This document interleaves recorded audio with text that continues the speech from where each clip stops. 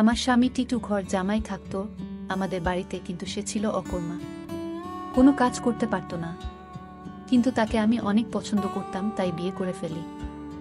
আমার মেজ ভাবির সন্তান হতো না, তাই আমার মেজ ভাই সবসময় মনমরা হয়ে থাকত আর ভাবিকে বলতো তোকে ছেড়ে দিয়ে আরও একটা বিয়ে করব। কিন্তু হঠাৎ একদিন রাতে লক্ষ্য করলাম আমার স্বামী টিটু মেজ ভাবির ঘর থেকে বের হচ্ছে। তার কিছুদিন পর ভাবি মহতে যাচ্ছে। আমি তা শুনে আমার মাথা ঘুরে গেল। তাহলে কি আমার স্বামী ভাবিকে? তাহলে মূল ঘটনাটা খুলে বলি। মাঝরাতে পানি খেতে উঠে নিজের স্বামীকে মেজ ভাবির ঘর থেকে বের হতে দেখে চমকে উঠল দিবারা।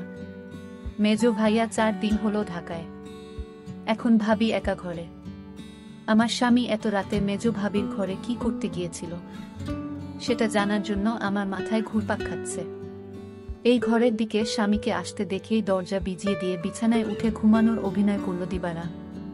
তার স্বামী দরজা ঠেলে সন্তর্পণে হেঁটে এসে বিছানায় তার পাশে শুয়ে পড়ল। দিবারা এই বাড়ির মেয়ে, তার স্বামী ঘর জামাই। দিবারা জানে কোনো রকম অপরাধ করলে তাকে সহ তার স্বামীকে এই বাড়ি থেকে বের করে দিবে ভাইয়েরা, তাই এই ব্যাপারে আর কোনো কথা বলে না দিবারা। পরের দিন সারাদিন মুখ কালো করে রাখলেও তার স্বামী টিটুকে এই বিষয়ে কিছুই জিজ্ঞেস করে না সে। তারপরের রাতে দিবারা আর কিছুতেই ঘুমাতে পারে না। তার বিশ্বাস তার মেজ ভাই যতদিন শহরে আছে প্রতি রাতেই বোধহয় তার স্বামী মেজ ভাবির ঘরে গেছে। কিন্তু ঘরে গিয়ে কি করলো এটা তো আমি দেখি নাই, শুধু দেখতাম মেজ ভাবির ঘরে যেত। কেন যেত দিবারার মনে সন্দেহর সৃষ্টি হলো। তার বিশ্বাসকে সত্যি প্রমাণিত করতেই যেন ধীরে ধীরে টিটু দিবারার পাশ থেকে গড়িয়ে মেঝেতে নামল। এরপর পা টিপে টিপে ঘরের দরজা খুলে বাইরে চলে গেল। রাত এখন কয়টা হবে? 1টা, 2টা। টিটু কোনো কাজ না জোগাড় করতে পারায় ভাইদের উপর নির্ভর করেই বেঁচে আছে তারা দুজন। দিবারা টিটুর এই অর্থ উপার্জনের অক্ষমতাটাই পুষিয়ে দেয়, সারাদিন গাধার মতো বাড়ির কাজ করে। সারাদিন কাজ করায় শরীর এতই ক্লান্ত হয় যে সারারাত মরার মতো ঘুমায় দিবারা। কয়বার টিটু তাপ্পর দিয়েও দিবারার ঘুম ভাঙাতে পারেনি। তাই রাতে যে দিবারা জেগে থাকতে পারে এমন কোনো ভয় তার ছিল না বলা যায়। আর এই সুযোগে মেজ ভাবির ঘরে যেত। কিন্তু কেন যেত তা আমি কিছুই জানতাম না। পরদিন রাতে দিবারা ঘুমায়নি। সে রাতে জেগেছিল তার স্বামী কি করে তা জানতে। তখনই দেখল দিবারার স্বামী বিছানা থেকে ধীরে ধীরে উঠে গেল। ঘর থেকে বের হয়ে মেজ ভাবির ঘরে গেল। কিছুক্ষণ পর মেজ ভাবির ঘর থেকে চিৎকার শোনা যাচ্ছে। মনে হচ্ছে ভাবির এক অন্যরকম চিৎকার। আমি ভাবতে থাকলাম কি হতে যাচ্ছে এখানে। আমি কিছুটা আন্দাজ করতে পারলাম না আসলে ওই ঘরে কি হচ্ছে। টিটু চলে যেতেই বালিশে মুখ গুজে ফুপিয়ে কেঁদে উঠল দিবারা। সে তার স্বামীকে কত ভালোবাসে, সে কিনা করে সারাদিন তার জন্য, আর সে কিনা তার সাথে বিশ্বাসঘাতকতা করতে পারে। দিবারা ভাবল ওই ভাবির ঘরে কেন আমার স্বামী টিটু যায়, এটা আমার যে করে হোক জানতে হবে। পরের 2 রাত অনেক চেষ্টা করেও জেগে থাকতে পারল না দিবারা। সারাদিনের কাজের ধকলে এতই ক্লান্ত থাকত যে মাঝরাত পর্যন্ত বিছানায় শুয়ে জেগে থাকা তার পক্ষে অসম্ভব ছিল। তারপরে যখন মেজো ভাই চলে এলো তখন থেকে দিবারা কিছুটা নিশ্চিন্ত হলো। তারও কয়েকদিন পর এক রাতে গভীর ঘুমে ঘুমিয়ে রয়েছে দিবারা। অনেক ধাক্কাধাক্কি করে তাকে উঠালো তার স্বামী টিটু। ঘুম জড়ানো ক্লান্ত কণ্ঠে দিবারা বলল, কি হয়েছে? এত রাইতে ডাকেন কেন? লাইটটা একটু জ্বালাও তো, সারাদিন কাম কইরা কুল পাই না। উনি আছেন তার চিন্তায়, এখন ঘুমান। এই বাড়ির সবচেয়ে অবস্থাপন্ন বলা যায় মেজু ভাই শহীদকে। তার স্ত্রীও অবস্থাসম্পন্ন ঘরের মেয়ে। শহীদ মিয়ার বড় চালের আড়তের ব্যবসা। গ্রামের দিকে হলেও শহীদের ঘরটা দেখার মতো। ইট সিমেন্টের দেয়াল আর টিনের দোচালা। তার ডান পাশে 2টো ইটের তৈরি ছাপড়া ঘরে থাকে ছোট ভাই বাদল আর বড় ভাই জলিল। তাদের 2টো ঘরের মুখোমুখি উঠান পেরিয়ে একটা টিন আর বাঁশের তৈরি ঘর। এখানেই দিবারা আর টিটুর সংসার। দিবারা খুব চিকন আর কালো হওয়াতে বাবা মায়ের মৃত্যুর পর 3 ভাই অনেক খুঁজেও কোনো পাত্র পায় না। শেষমেশ এক ভব ঘুরে ভাদাইমা গোছের এই টিটুকে ঘর জামাই হিসেবে আনে। ভেবেছিল টুকটাক কিছু কাজে তাকে লাগাবে, কিন্তু সে পুরোই অকর্মা। সেই দিনের প্রায় 1 মাস পর বাড়িতে বিরাট উৎসবের মতো আয়োজন হলো। দিবারার ছোট ভাইয়ের 2টা আর বড় ভাইয়ের 3টা সন্তান হলেও মেজো ভাই বিয়ের 4 বছর পরেও সন্তানের মুখ দেখতে পারেননি। মেজো ভাই আরেকটা বিয়ে করবেন কিনা এটা নিয়ে চিন্তা ভাবনা করছিলেন। যে স্ত্রী তাকে সন্তানের মুখ দেখাতে পারবে, মেজো বউকে তাহলে এই বাড়ি ছেড়ে চলে যেতে হতো। ঠিক এই সময়েই আনন্দ সংবাদটা পেল সবাই। মেজো বৌমা হতে চলেছে। মেজো ভাইয়া আর ভাবির আনন্দ দেখে কে। এই উপলক্ষেই এই উৎসব আয়োজন। দিবারা যখন আনন্দের সাথে টিটুকে এই খবরটা দিল তখন সে সামান্য একটু মুচকি হেসে বলল, ভালোই তো। শুনছিলাম কোনো ফকিরের কাছ থেকে পানি পড়া নিচ্ছে। ফকিরটা কামেল। সেও কি যাবে নাকি সেই ফকিরের কাছে? কোথায় থাকে সে? যেখানেই থাকুক, তুমি যাবে কি না সেটা বলো। দিবারা বলল, আমার দরকার নাই। আমি সবই বুঝি। তুমি ভাবিরে ফকিরের কাছ থেকে পানি পড়া এনে দাও, এটা তোমার বানানো কথা। এটা আমি বিশ্বাস করি না। দিবারা আরো বলল, আমি একদিন তোমার এই রহস্য খুঁজে বের করব। আর যেদিন তুমি ধরা পড়বে সেদিন বুঝতে পারবে তোমার কি অবস্থা হয়। টিটু তখন বলেছিল, তুমি আমারে বিশ্বাস করো না। দিবারা বলল, করি, কিন্তু তুমি তোমার প্রতি আমার বিশ্বাস দিন দিন উঠে যাচ্ছে।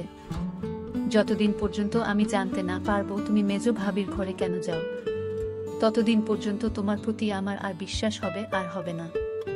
দিবারা এই কথা বলে ঘুমাতে গেল। তার স্বামী টিটু তার সাথে শোয়া ছিল, কিন্তু হঠাৎ করেই দেখল তার স্বামী বিছানায় নাই। তখন দিবারা চিন্তা পড়ে গেল, আজও চলে গেল। ভাবির রুম থেকে এক প্রকার চিৎকার আসতে শুরু করলো। আমি কিছুই বুঝতে পারলাম না এটা কিসের চিৎকার। মনে হচ্ছে মেয়েলি কণ্ঠ। প্রায় 1 ঘন্টা পর দিবারা দেখতে ফেল মেজো ভাবির রুম থেকে বের হতে। দিবারার মনে দিন দিন সন্দেহ বাড়তে লাগলো। তারপর দিবারা ভাবল, একদিন আমি জানালা দিয়ে দেখব তারা কি করে। দিবারার স্বামী দিন দিন দিবারার প্রতি কমে যাচ্ছে। কিন্তু আজ 2 দিন যাবৎ দিবারার স্বামী মেজো ভাবির রুমে যাচ্ছে না, সেটা লক্ষ্য করল দিবারা। দিবারা তার স্বামী টিটুকে জিজ্ঞেস করল, কই, আজকাল তো তোমায় আর দেখি না ভাবির রুমে যেতে।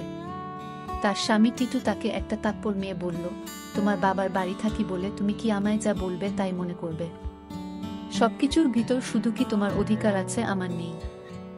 এর মধ্যে হঠাৎ খবর আসলো মেজো ভাবি মা হতে চলেছে। দিবারা সেটা শুনে থমকে গেল, কারণ মেজো ভাবির স্বামী মানে আমার মেজো ভাইয়ার তো সমস্যা ছিল। তাহলে কিভাবে সে মা হতে চলল? আমার মাথায় কোনো কাজ করছে না। আমার মনে সন্দেহ হতে লাগলো। দিবারা তার স্বামীকে বলল, আপনি এখন আর দেখি দিবারার রুমে যান না কেন? কখন কি করব সেটা আমার ব্যাপার। যাই হোক, আমি এবার অপেক্ষায় আছি কখন আবার আমার স্বামী তার রুমে যায় সেই প্রতীক্ষায়। এর কিছুদিন পর তার স্বামী টিটু ভাবির রুমে গেল। তারপর আমি জানালা দিয়ে যা দেখলাম তা দেখে আমার চোখ ছানা বড়া হয়ে গেল। দিবারা এই দৃশ্য দেখে সে বিছানায় শুয়ে কান্না করতে লাগলো।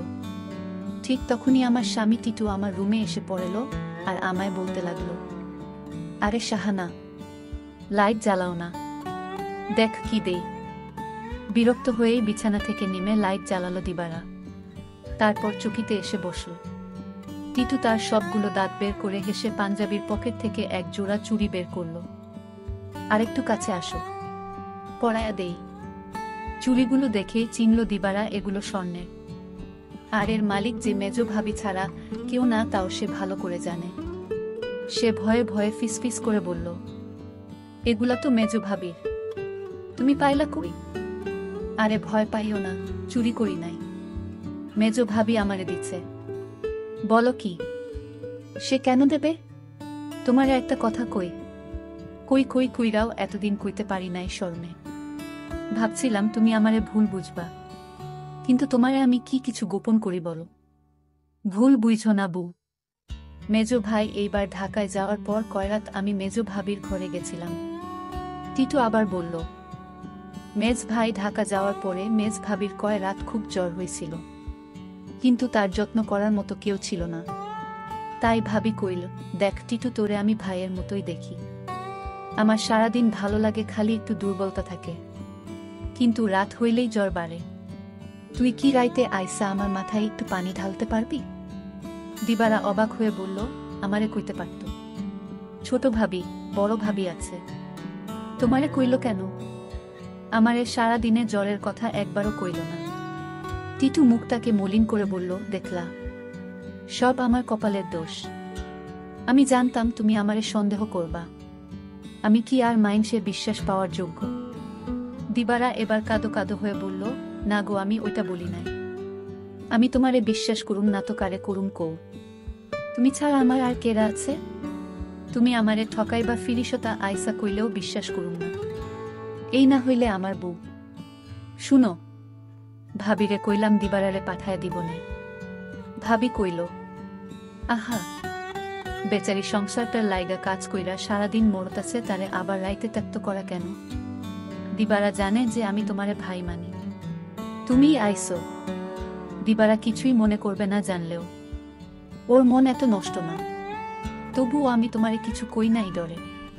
তাছাড়া বুঝি তো পরের বাড়িতে থাকি, বেশি তর্ক মানায় না। এই জন্যই আমি তোমার ভাবির রুমে গেলাম চুপি চুপি। কারণ রাতে তোমার ভাবির মাথায় পানি না দিলে কি তখন জ্বর ছাড়ত? আমি যদি ভাবির পাশে না থাকতাম আর মাথায় পানি না দিতাম তাহলে জ্বরে মইরা যাইত। এতদিনে ভাবিকে কবরস্থানে রেখে আসতে হতো। দিবারা তখন বলল, সবই বুঝলাম, কিন্তু একটা বিষয় আমার মাথায় ঢুকছে না। টিটু বলল, কি কথা তোমার মাথায় ঢুকছে না আমারে বলো। দিবারা তখন বলল, আমার মেজু ভাইয়ের সমস্যা ছিল, কিন্তু সে কিভাবে মা হতে চলেছে। আর ভাবির ঘর থেকে কিসের আওয়াজ আসত। টিটু তখন বলল, তুমি দেখি আবার আমাকে সন্দেহ করতেছ। এই সন্দেহটা তোমাকে দূর করে দেই। তোমার মেজো ভাবি একদিন আমায় বলল, আমার সংসারটা মনে হয় টিকবে না। আমি বলেছিলাম, কেন টিকবে না? কারণ আমার কোনো সন্তান নেই, তাই স্বামী আরেকটা বিয়ে করতে পারে বলে আমায় বলল। আর তখনই আমি বলেছিলাম, তোমার ভাবিকে শোনো, তুমি কিছু চিন্তা করো না, আমি সব ব্যবস্থা করতেছি। আমি তখন এক ফকির বাবার কাছে গেলাম, ভাবির সমস্যাগুলো খুলে বললাম। ফকির বাবা বলল, আমি তোমায় এক গ্লাস পানি পড়া দিব, সেটা 2-3 ফুটা করে 7টাখানে খেতে হবে। তাও নিজ হাতে খেলে হবে না, তার স্বামী তাকে কাওয়াই দিতে হবে। তখন তো বড় ভাই বাড়িতে ছিল না। আমি কোনো উপায় না পেয়ে এক গ্লাস পানি পড়া নিয়ে আসলাম। আর এই ফকির বাবার পানি পড়া খেয়ে আল্লাহর রহমতে সে সন্তান লাভ করেছে, বুঝলে এবার দিবারা। আর তোমার ভাবির ঘর থেকে যে শব্দ আসতো সেটা ছিল LED শব্দ। তুমি তো শুধু শুধু আমায় সন্দেহ করতে। দিবারার চোখ ভিজে উঠে। আহা, তার এই স্বামীকে আর ভাবিকেই নাকি সে ভুল বুঝেছে। কি বাজে চিন্তাই না করেছে সেই রাতে তার স্বামীকে ভাবির ঘর থেকে বের হতে দেখে। সে সিদ্ধান্ত নেয় তার সহজ সরল এই স্বামীকে আর কোনোদিন সন্দেহ করবে না সে। টিটু বলল, আমি সেবা যত্ন করাতেই তো ভাবি সুস্থ হইয়া গেল। তাই তো খুশি হইয়া দিল এই চুরি জোড়া, কইল দিবারারে দিও। তবে দিনের বেলা এটা পইর না সাহানা, বুঝি তো পরের ঘরে থাকি, 5 লোকে 5 কথা কইব। দিবারা তখন কেঁদে কেঁদে বলল, আমি তোমাকে অনেক কষ্ট দিয়েছি, তোমাকে অযথা সন্দেহ করেছি, আসলে তুমি নিষ্পাপ। দিবারা বলল, তুমি মেজো ভাবির ঘরে গিয়ে মেজো ভাবিকে মায়ের মতো যত্ন করে সুস্থ করে তুলেছে, এরকম স্বামী এখনকার যুগে পাওয়া বড় কঠিন।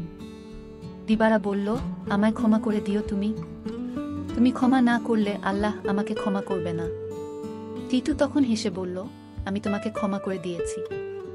বন্ধুরা, আজকের গল্পটি কেমন লাগলো তা অবশ্যই কমেন্ট করে জানাবেন। আর এরকম নতুন নতুন ভিডিও পেতে আমার চ্যানেলটিকে সাবস্ক্রাইব করে পাশে থাকবেন। ধন্যবাদ।